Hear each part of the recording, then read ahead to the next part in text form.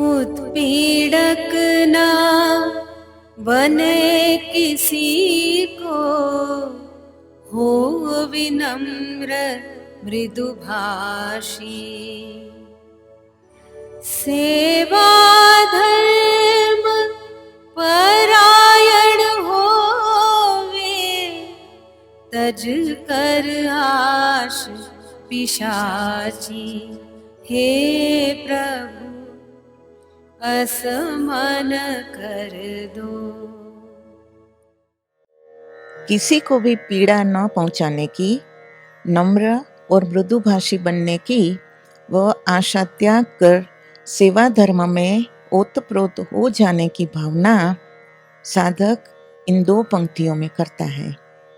इस अंतरे का प्रधान सुर स्वभाव, सद्गुण और मानव कर्तव्य की ओर हमारा ध्यान खींचता है। चित्त में प्राणी मात्र की ओर दया भाव सहज रूप से होना चाहिए। हम ईश्वर को करुणा निधान कहते हैं। जिस व्यक्ति में करुणा का यह सद्गुण होता है, सो किसी को भी पीड़ा या दुख नहीं पहुंचा सकता। अहिंसा माने क्या? हम अहिंसक किसको कह सकते हैं? मन से, वाणी से या क्रिया से किसी को भी पीड़ा या तकलीफ न पहुंचे, ऐसी वृत्ति को अध्यात्म शास्त्र अहिंसा कहता है। कई महानुभाव तो हाव भाव द्वारा भी कटाक्ष, उपेक्षा या नफरत करने में इतने माहिर होते हैं कि सामने खड़ा व्यक्ति अधमराई हो जाए।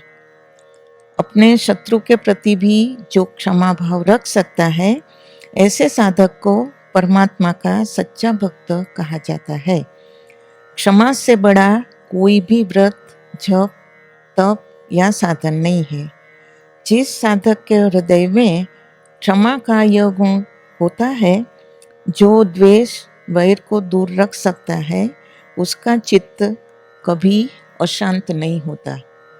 हमारी परेशानी यह है कि हम खुद की भूल व दोषों को तो बड़ी आसानी से भूल जाते हैं, लेकिन दूसरे के दोष या भूलों को गिन गिन कर याद करते हैं।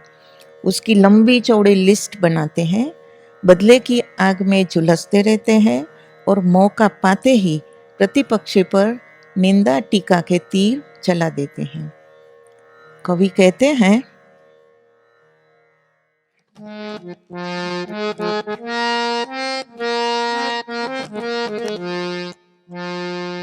बुरा जो ढूंढन में गया, बुरा न मिलिया कोई।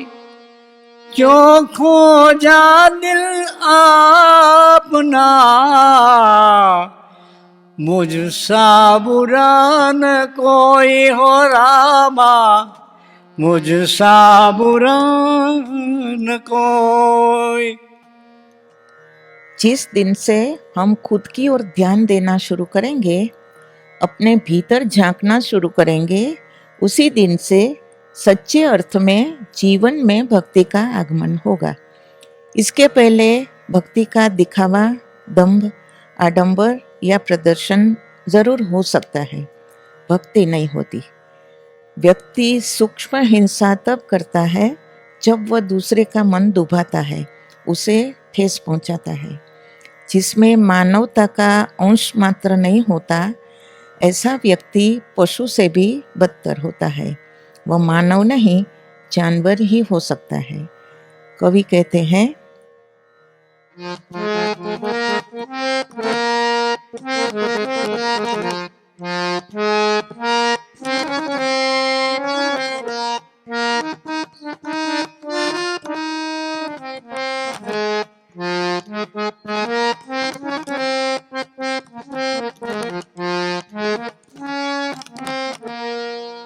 शब्द संभारी बोलिए, शब्द के हाथ न पाव। एक शब्द है औषधि, एक शब्द है घाव हो रामा, एक शब्द है घाव। हमें सबसे अधिक पीड़ा कठोर शब्द पहुंचाते हैं। शस्त्र या तलवार के घाव समय के साथ भर जाते हैं, परंतु कटाक्ष युक्त शब्द या मर्माहत करने वाली भाषा के घाव कभी नहीं भरते। बानी अध्यात्म मार्ग का प्रथम सोपान है। शीतल बानी चंदन जैसी होती है। ऐसी बानी अन्य व्यक्ति के मन को शांति देती है और खुद के चित्त में महक भर देती है। हिंदी में जुबान को रसना भी कहते हैं। कठोर बानी वास्तव में रसना कहलाती है, माने जिसमें रस नहीं है ऐसी कठोर बानी। उसमें मधुर रस नहीं, कड़वाहट होती है। क्षमा से बड़ा कोई सद्गुण नहीं। अहम बदला चाहता है, जबकि करुणा क्षमा कर देती है। आपने किसी क्रोधी व्यक्ति का निरीक्षण किया है? वह क्रोध के आवेश में कांपता है। नाक के नथुने फूल गए होते हैं, भौहें चढ़ी हुई होती है, दांत भींस कर हाथ लंबे छोटे करके वह बेलगाम बोलता रहता है। उस समय उसके भीतर दबा हुआ सारा कचरा बाहर निकलता है। शांति का मुखौटा उतर जाता है और उसके पीछे छिपा हुआ असली चेहरा बाहर आ जाता है। कठोर और मर्माहत करने वाली भाषा व्यक्ति के खानदान और उसके संस्कार का परिचय देती है। क्रोध स्वर्ग जैसे घर को नरक में पलट देता है। कटुबानी व्यक्ति का दिल तोड़ देती है। इसका उपाय बताते हुए श्री गुरुदेव ने बाल गोष्ठी नामक काव्य में कहा है, कस क्रोध हो निर्मूल, अपराध जा पर भूल। मधुर, मीठी, मृदु, विनम्र बानी बोलने वाले को सभी स्नेह की दृष्टि से देखते हैं। कटुबानी और व्यवहार से दुश्मनावट पैदा होती है। हंसी मजाक में भी अविवेक या अमर्यादा नहीं होना चाहिए। ज़रूरत हो उतना और ज़रूरत लगे उस वक्त शांति से नम्रतापूर्वक बानी बोलने वाला खुद भी सुखी रहता है और दूसरों को भी सुख देता है। मृदु भाषण मानव का श्रृंगार है। विनम्र व्यक्ति का अहंकार धीरे धीरे गलने लगता है। हम ईश्वर से प्रार्थना करें कि हम किसी के भी प्रति कठोर या निर्दय न बने।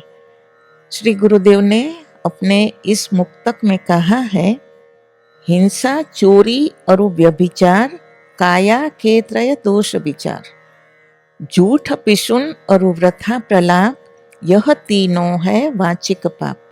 लोभ, क्रोध और द्वेष महान, मानस के त्रय दोष बखान। नौ से बचे करे जो ध्यान, करते बना कृपा भगवान। दोष के गुरुदेव ने 9 प्रकार बताए हैं। 3 शारीरिक है, 3 वाचिक है और 3 मानसिक है। हिंसा, चोरी और व्यभिचार शरीर से होते हैं, शरीर के द्वारा होते हैं। झूठा माने असत्यवादी, चुगलीखोर, मिथ्या बकबक करने वाला व्यक्ति वाणी द्वारा पाप करता है। और लोभी, क्रोधी व द्वेषी मानव मन से पाप करता है। शरीर, वाणी और मन के ये 9 दोषों से खुद को बचाकर जो ध्यान भजन करता है, उसके भजन को 4 चांद लग जाते हैं। खान पान और भाषा पर संयम बरतने वाले साधक अपनी साधना में बहुत जल्दी आगे बढ़ जाते हैं। सत्संग करने के बाद भी, श्री गुरु चरणों का सेवन करने के बाद भी यदि जबान पर संयम न आ सके तो ऐसी पूजा, माला, ध्यान, दर्शन वगैरह से क्या फायदा होगा? हम खुद इस पर विचार करें।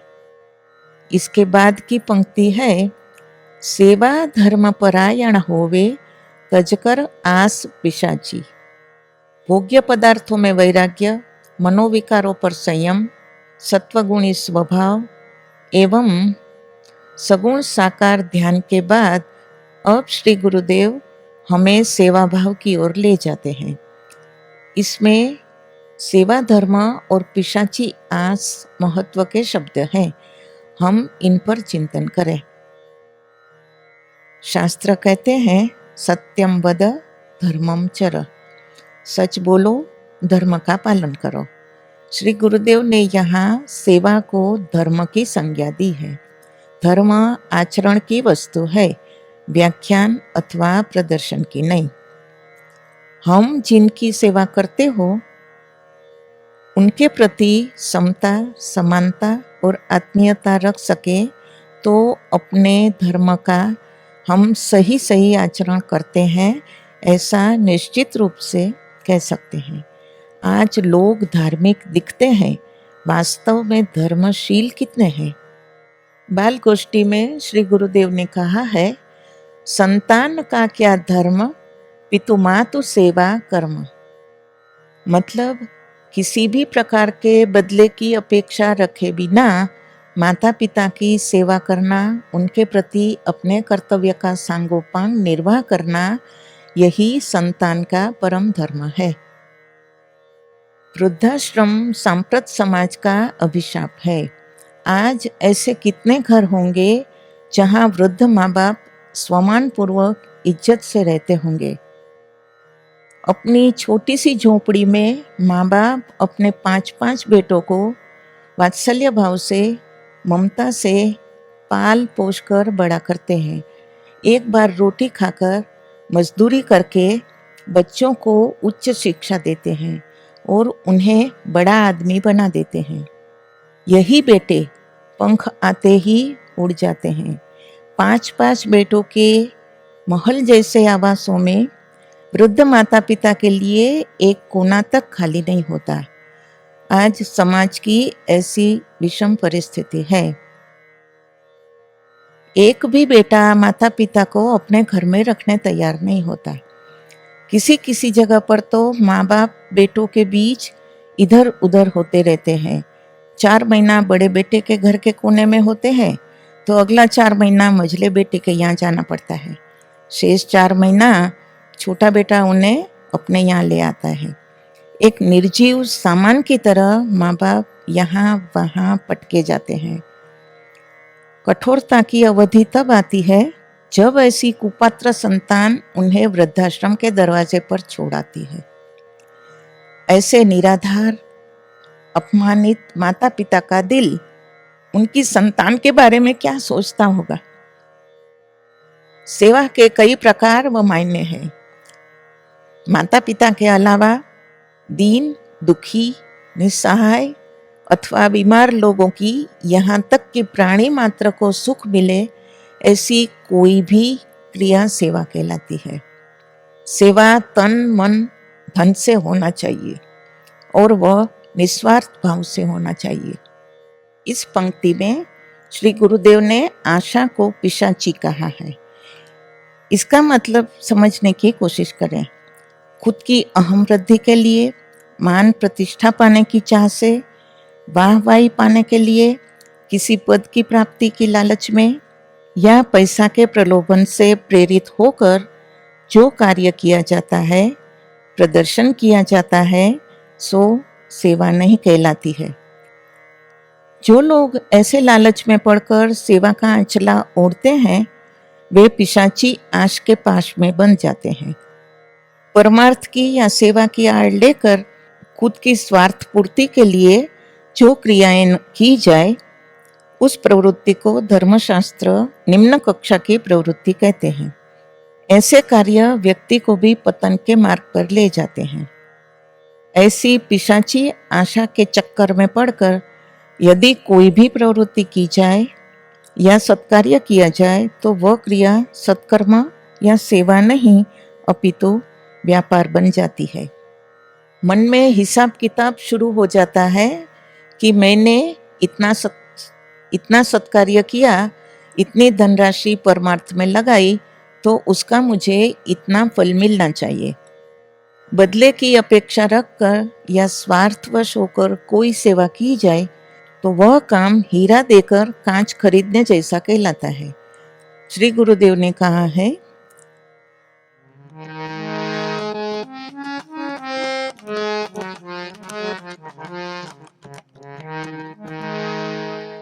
ग्रंथ पंथ सब जगत के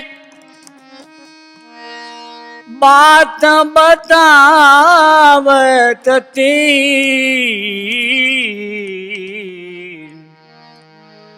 राम हृदय मनु में दया